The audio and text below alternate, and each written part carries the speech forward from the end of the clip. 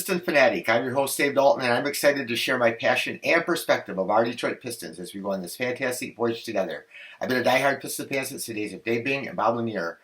I've also been a varsity basketball coach of a very successful program in northern Michigan. I want to thank you so much for listening. Please subscribe. I know my viewers say that I should cut that part of it out, but it takes like 20 seconds or less. But anyway, our Detroit Pistons tonight down the Cleveland Cavaliers 108-92. We played our starters 8 minutes. They played their starters 25 minutes. So our bench played against their starters and outplayed them, which was pretty cool. Because they're, JB gets a lot of credit. I have been really impressed with JB, so we're going to talk a lot about him today. We're going to talk about this game that was played today, but we're going to talk about what his perspective on our team and going forward in this season. But he had a really good team. He had four young guys, Garland and Mitchell and Allen, and those guys are really good, and Mobley. And those are young players who are all, three of them have been all-stars, and Mobley's going to be an all-star. So, he had this great record, and he's labeled as a coach that's shown to be able to develop young players. Well, he had super talent. I think the Pistons have some really good talent. So I'm not saying anything against JB, but I'm just saying there's some realities. Phil Jackson was one of the greatest coaches of all time, undeniable, but, he didn't coach without Michael Jordan and Scottie Pippen or Kobe and Shaq. He had two of those guys on his team, all-time greats. And, a lot of coaches would have won, not maybe as many championships as Phil did. Anyway, I don't know what I'm trying to say, but I just am glad that we played that well against their starters, and I'm glad, it's been a really good preseason. I'm really happy with the way, especially Cade, Ivy, Duren have looked great, and Tobias, except for one game, has looked really good. So we got four really good players. We're going to have a much deeper bench. I think I'm really impressed. I really like Beasley. Fontecchio lit it up tonight, and I'm a big fan of his. I've been all along, and I thought he was going to have a bigger role, but then it looked like he wasn't, but maybe now he will. We're going to talk about my man, Chauncey Billups, Mr. Big Shot. So he got inducted to the Hall of Fame, or he hasn't had his, it was really cool what he said about Detroit and about Michigan and how he became this different person in Detroit, and so he owes Detroit a lot. He loves our fans. But anyway, let's first, before we start talking about Chauncey, let's talk about the game a little bit. The starters came out blazing. They were so impressive. They jumped out 21-11, and we were just running, passing, kicking. We had 8 for 9 shooting. I think all 8 baskets were assisted on, and we just really moved the ball. Duren kicked some passes out. Cade kicked out to the corners. We hit some threes. We hit, for the game, we shot, even our bench guys, we shot 50% on threes. And, of course, Fontecchio was 5 for 10 on threes, which is really good. But he shot great last year. So I really love the way they looked. And we put our bench in. Our bench started struggling. Our second unit, they had, Stu and Sasser and Holland. Those guys came in, and Beasley, and they turned it over right away. But then they caught fire, and then they started playing better, and they were going up. Then they subbed back in their starters, Cleveland did, and they still played really well against them. So, story of the last 2 games is though Jalen Duren. Everybody's talked about him in his defense. He had this phenomenal block on Garland tonight, but you can tell he is hunting blocks. He is, the thing that you got to really watch, about a basketball player that I find is you have to watch them every second off the ball. And I do that, especially with players. I'll do that with Cade. I'll do that with Asar. I watch where they're at and what they're doing. I don't just stare at the ball. Well, today I was just watching where Duren was. He was always in help. He was always off his man. He was always in position. He was always, his knees were bent. He was ready to jump if there was a potential block. I think he tried to block a couple other shots, or at least he went up. And one time I know one of our guys fouled before he went up for a block. But anyway, he's being coached. He's being coached, guys. They're telling him, and you could tell they've worked with him, and they've emphasized it. You can tell he's buying in, and it's just really fun to watch. That will be a huge step. The 2 big X factors. A lot of people said going into the season were Jaden Ivey and Jalen Duren. And so far, and you got to pump the brakes. Preseason is preseason. It doesn't mean a lot. I mean, I know years where the Lions haven't won a preseason game and they had a pretty good year, and where they won all their preseason games and had a terrible year. So, and it's the same thing with basketball. I've seen that happen too. So we haven't always, but it's like I said, with those four guys, Duren, Ivey, Cade, and Tobias look really good. And so who's going to be the fifth starter? That remains to be seen. Tonight they started Hardaway again, and again, I'm not a Hardaway fan, and he actually made a three. He was shooting 6% on threes coming into the game. So which really comes down to he made 1 3 this year until tonight. He made another 3 tonight. So he's 1 for 2 on threes tonight, but he didn't do much of anything else. And so I just hope he's not the fifth starter. I hope that he doesn't play too much once Asar comes back. That's a big question mark. So I couldn't understand this, how people did not make a bigger thing about Asar during the offseason. And Piston fans and Piston podcasters, they're talking about, yeah, Asar this and Asar would, is he going to be a starter? Is he not? Nobody made any big deal about the his blood clots. And so it remains to be seen. I haven't heard one word about, how he's progressing or what's being said or what are they waiting for? Are they waiting for test results? Are they waiting for, I have no idea. Nobody says anything, which is pretty normal for the Pistons. But 18 Pistons played tonight, 18 guys. So that was pretty crazy. And 17 of them scored, which was really cool. So a lot of guys, it was fun to see those guys get a chance to do things. So one thing I also want to mention, Duren was great tonight. He had 3 for 3. He was dunking the ball, cutting in the right place, and he made some really good moves where he caught the ball underneath the basket, and a guy was right there, and they had Allen and Mobley down there that are great shot blockers, and he just short little hezzy pump fake, and then he would even do a reverse dunk, and he looked really good. But he made some great kickouts twice. He got the ball inside and kicked out once he was coming down in transition, got the ball, zipped it to the corner. So he looked really good, but especially encouraging is his positioning on defense. One thing I do want to mention tonight that what made me think of it is Stu didn't play very much tonight, and he played 12 minutes. He had 4 fouls, and Paul Reed played 17 minutes, and he had 5 fouls. And Duren, we all know, got some foul trouble. So, I was excited about getting Paul Reed, but having 3 centers is a necessity.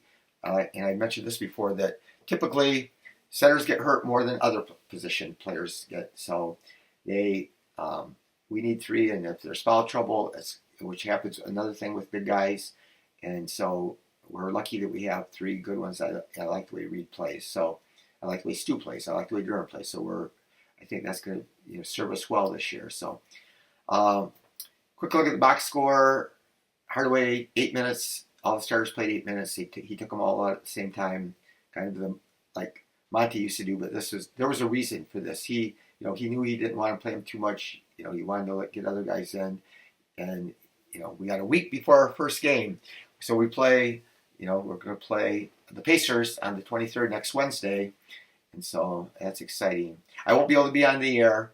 I'm going to be down in Cleveland. I got some pre-op tests I have to get. I'm going to have surgery in November, and so I have to go to Cleveland to get some testing done before my surgeries. So I'll be out in Cleveland on Wednesday, so I won't be able to do a podcast that day. So sorry. Harris, 8 minutes, 2 for 3 on threes. And so he gets in that corner. He's going to get wide open. Our team, with the guys that we have, are going to create open shots. Cade's going to create open shots, and Ivey's going to create open shots. And like you said, Duren kicked it out twice for open threes. So Ivey, who's had the best preseason of anybody, only was 1 for 1 tonight.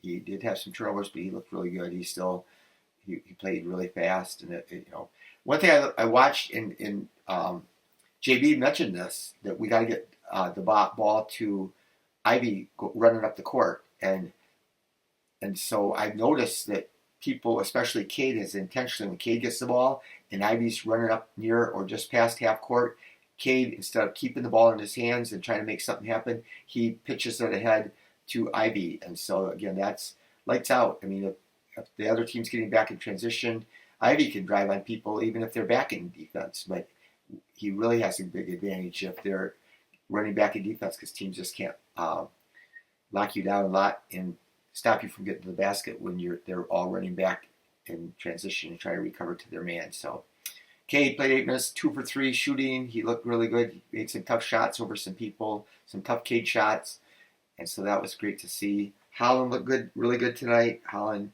played with lots of energy. He played 24 minutes. I don't know if he might have, I think, played the most minutes of anybody on the team. Didn't shoot that much, but he scored. He did score the ball. He made a 3. Looked good. He had 6 rebounds, 3 assists, 1 steal, 1 block. Again, people compare him, to Asar, which is really a big compliment. Again, I don't think he is as good as Asar, but still, he gets after it. He's fearless, and he plays hard, and he goes right at people, and so at both ends of the court. So he's had a good preseason. Beasley was 2 for 3 on threes. He hasn't shot the 3 that well, but again, I'm not concerned at that at all. I know that Hardaway's a lot more erratic three-point shooter, but Beasley's been one of the most consistent three-point shooters in the league for the last 3 years at least. So Fontecchio again had the big game. In only 19 minutes, he had 18 points, had 6 of 11 shooting, 5 for 10 on threes. He made step backs. He had 3 rebounds, 2 assists, and that's all good when you're playing off the ball and you're playing only 19 minutes. But Sasser, 19 minutes. And so here's again what Sasser, he's had some really good games. He had a game the other day where he had 9 assists in a short amount of time, but he was 1 for 5 and 0 for 2. And this is what happened last year. You just got to go back and look at every box score of every game that he played. He would have these terrible games where he was 1 for something or 0 for something. And then today he had 5 assists, but he had 4 turnovers. So that's not acceptable. But I saw there was a time in the game where I really liked it where JB pulled him out after he made some mistakes and he put his arm around him and he just stood there and was talking to him about how things were going. But Dennis Jenkins, he was getting his shots up, man. He was firing. So I think probably took the most shots of anybody on the game. He was 5 for 12. But he was 3 for 6 on 3, so that was amazing. But I like the kid. I mean, I told you at the tryout at the open practice, he was so much fun. His dunk was out of this world that he made where Sasser lobbed it off, knocked it off, deflected it off the side of the backboard, and he caught it and made this reverse swirly dunk. It was really amazing. But big B-ball Paul played 17 minutes. He was 3 for 9, but he had 9 rebounds, 2 assists, 2 steals. So that's a great stat line for 17 minutes. Wendell Moore looked good at times, and Stevens looked good at times. But the Pistons shot 51%, at least through the part that I watched the game, and 51% from the floor, 52% on threes. So that's a big thing. If we can hit the 3 this year, we were one of the worst teams last year, but we had 33 assists on 19 turnovers, which 19 turnovers is way too much, but 33 assists was really impressive. So yeah, it was a good game. It's a good preseason. I like what JB is. So I'm gonna read. I don't typically do this where I read a lot, but I'm gonna read this long quote from JB. But I think it's important that fans realize, we want to think we know what's going on, but like I said, a lot of people were talking about Ivy not starting and this and that about Ivy and whatever, but it was clear from everything JB said, but people kind of ignored it. But here's what JB says about the team. We will be a work in progress all season long, and that's our mentality going into this year. We will not be a finished product, and we don't expect to be. This is something where we're looking at it at the big picture. But our aim is to continue to get better until we feel like we're the complete team that can compete at the level that we're looking for. Okay, so we said we got the foundation in. They got the foundation of everything, their defensive schemes and their offense. Their offense looks good. Piston fans, have you watched their offense, their movement, their cutting, their synchronized, their spacing? It looks really impressive, unlike last year. But here's the big thing.